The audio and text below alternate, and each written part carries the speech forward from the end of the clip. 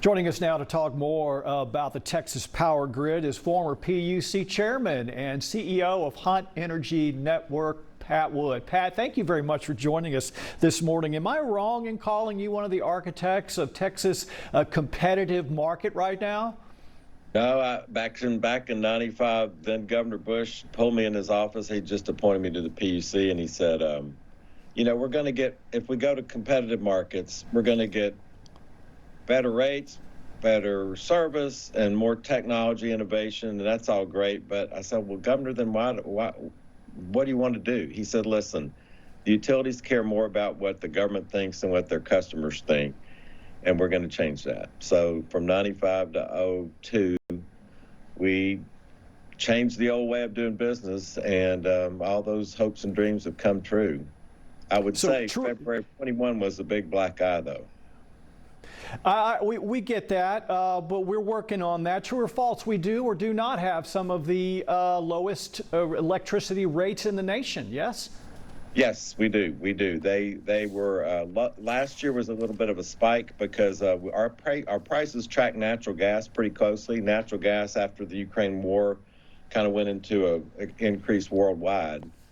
But it's come back down, and so rates right now are below what they were during the regulated era, and many other states that haven't gone as far as Texas to open up their markets to free markets are suffering price increases. So it's good. Pat, what would you say are some of the weak links, or what is the weakest link in this system? Well, right now we're not building new dispatchable plants like on your chart there a minute ago. We've got wind and solar coming in Texas like gangbusters, and that's great because it's cheaper than all these other resources. Even with or without the federal subsidy, it's cheap, it's cleaner, but you can't turn it on with a switch. And so a day like today when it's really hot, we've got a good amount of sun shining today, and wind is blowing probably a little less today than normal. But the summer, it tends to be off during the day. But, high solar during the day, high wind at night, it makes for a nice resource. But that weak link could be stressed in August. I think we're probably built pretty well to be a summer grid. What we're not built well for, as we learned to our chagrin in February of '21, is being a winter grid. And so you don't have sun shining at night. You don't have wind particularly blowing strong in the winter months. And so that resource that we count on beautifully in the summer is not really there for us in the winter. And so we've got to do some more improvements in the winter grid. Pat, are you worried about this winter?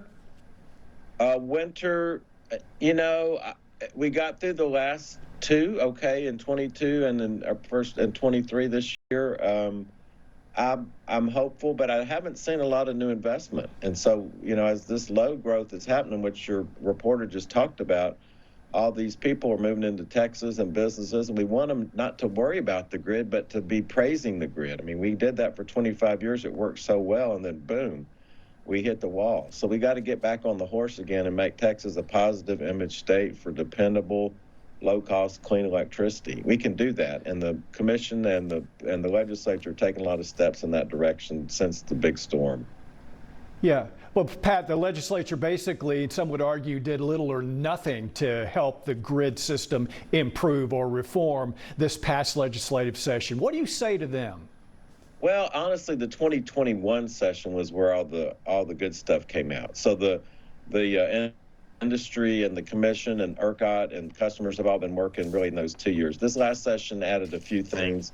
There was a lot of drama on the sidelines about anti-renewable sentiment from a couple of members, but by and large, the path was set in good way in 2021. And so the legislature at that time, I remarked how right in the middle of a crisis, they could put forth such a piece of legislation that was actually very thoughtful and appropriate for what we needed. So I'm okay with what they're doing. I'm not one of those detractors at all. Hey, okay, Pat, how do you feel about the Texas go-it-alone grid, the independent grid, not relying on anybody else for help? Is that smart? And we got about a minute. Oh, it's a historical artifact. I mean, most states actually had small little regional grids. It's just when you're in a state as big as Texas, the region is the state as opposed to 3 or 4 states. And so it developed that way. And in 78, really got locked in that way. And then after 65, there was a big blackout in the Northeast in New York that caused all the states to kind of get into big grids. And we said, well, our grid's big enough. And so it kind of stayed that way and didn't matter too much. Okay, we're going to probably stay there. My guest, Pat Wood, former PUC chairman and with Hunt Energy Network. Pat, thank you so much for joining us. We really appreciate your input. Let's go now to Ricky Cody. Ricky, what you got for us this morning?